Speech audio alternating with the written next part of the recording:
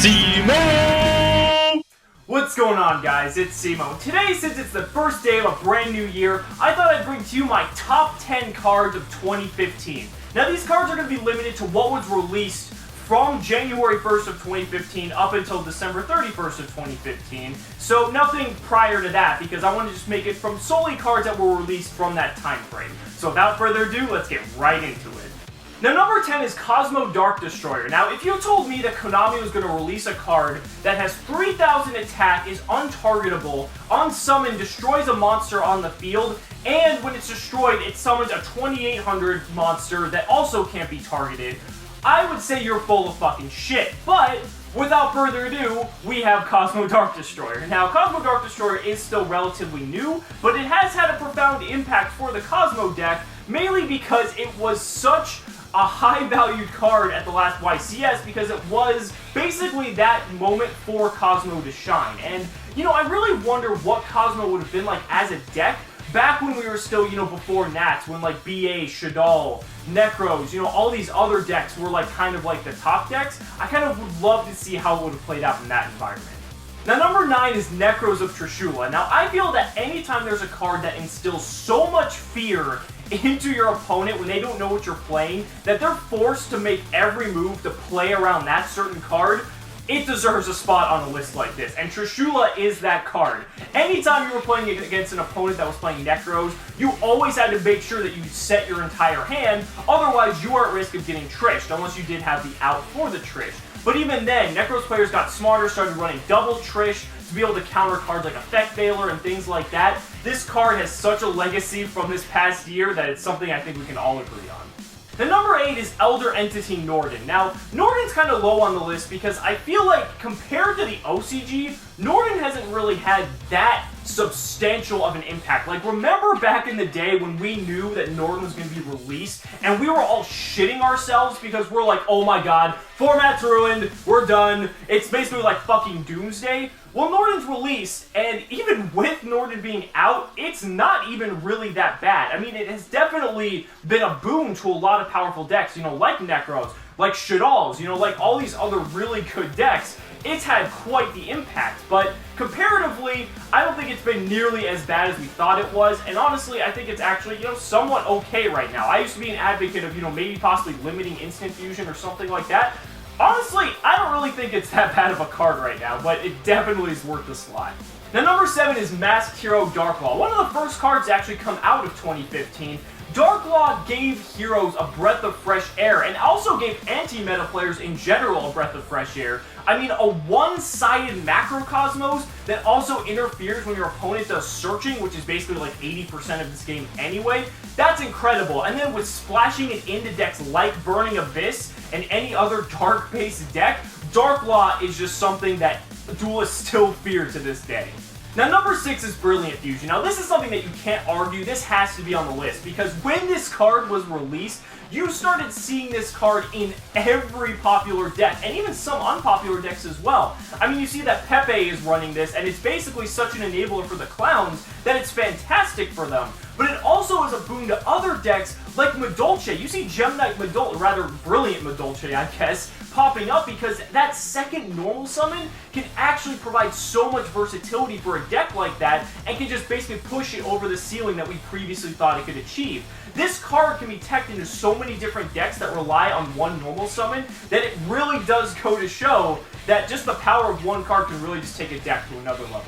Now, number 5 is Luster Pendulum the Draco Slayer. Now, this card has basically become an auto-staple in any Pendulum deck because it essentially just allows you to get a free monster that you can Pendulum summon for nothing. And on top of that, if you combo with something like Plush Fire, it becomes even more versatile because you're just generating so much more advantage.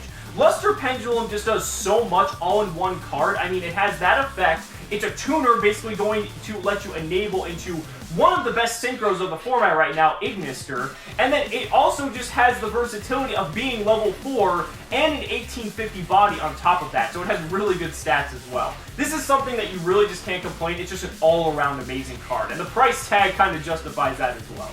Now, number 4 is Perform Age Damage Juggler. Now, when the clowns were first released, people were so excited because of the power and versatility that this engine provides. You started seeing NEKROZ clowns, Shaddoll clowns. Like, every deck, people were trying to run clowns in it because the engine is just that good. But Perform Age Damage Juggler is the center point of that engine. I mean, not only is it the searcher, basically when it's sent to grave, which is so easy to do through so many means, like Brilliant Fusion, Foolish Burial, we've already talked about it, but by discarding it as a hand trap, you can negate any damage that you're going to take, basically making it so you also can't get OTK'd in a format that is incredibly fast. Not to mention it can also negate Wavering Eyes, which is one of the most potent and dangerous cards of the format.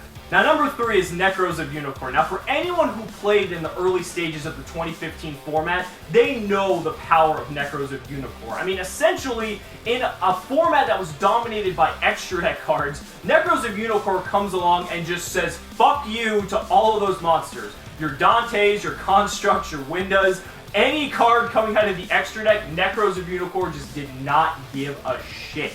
And on top of that, not only does it have the power to also recycle NEKROZ cards out of the graveyard, which is probably one of the best effects on a card ever, but it also had the ability to enable plays with things like Herald of Arclight, which allowed you to just keep further searching through your deck and keep your plays going. This card is notorious and obviously deserves a spot up here in the top 3.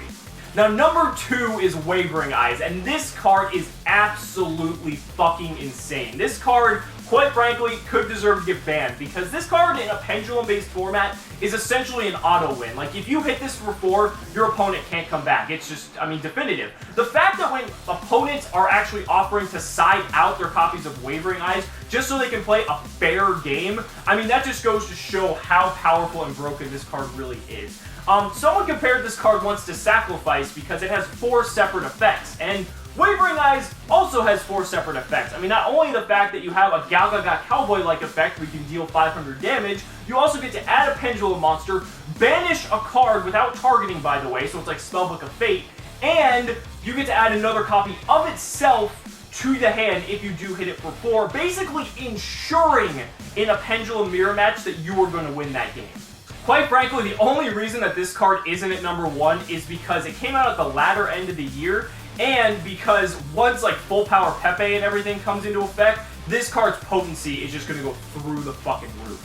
Now, the number 1 card of 2015 is NEKROZ of VALKYRUS. And for those of you who know me a little bit more closer, you know that this is actually my favorite NEKROZ card, and for good reason, because the effects that this card has are pretty fucking insane. So, it's a 2900 body that essentially acts as a pseudo-pot of greed every turn, and on top of that, from the hand, it acts as a battle fader, meaning that this just creates that same sort of legacy that Trish had, where if you were playing against a NEKROZ player, you think you had game, you always had to consider Valk as being a possibility, because if not, you would basically lose the game because they can just completely turn the board around and win on their next turn. Valk's power is just ultimately not surpassed by not many cards, and the amount of things you can do with this card, it's just, like I said, it blows my mind still to this day, and I feel like it definitely deserves a number 1 spot on my list. Let me know down in the comments what your guys' favorite cards were from 2015. You know, I feel like we had a lot of really incredibly powerful cards this past year, and having to rank them numerically was actually fairly difficult. But again, remember, it's all subjective. You know, there's plenty of cards I would have loved to have on this list, but ultimately this is what I came up with, but nothing's set in stone. So I'd love to hear your guys' opinions. Thank you all so much for watching the video, and we'll see you next time. Cimoooooooo!